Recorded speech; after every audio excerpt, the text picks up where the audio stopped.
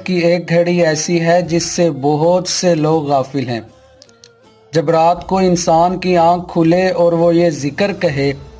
तो उसकी हर दुआ अल्लाह के हुक्म से कबूल होती है।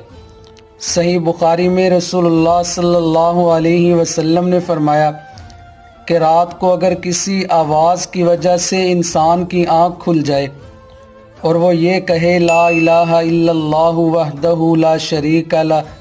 लहुल मुल्कु व लहुल हम्दु व हुवा अला कुल्लि शैइन कदीर, सुब्हानल्लाह अल्हम्दुलिल्लाह ला इलाहा इल्लल्लाह अल्लाहु अकबर ला हौला वला कुव्वता इल्ला बिल्लाहिल अलिय्यिल अज़ीम। इसके बाद इंसान जो भी दुआ अल्लाह से मांगेगा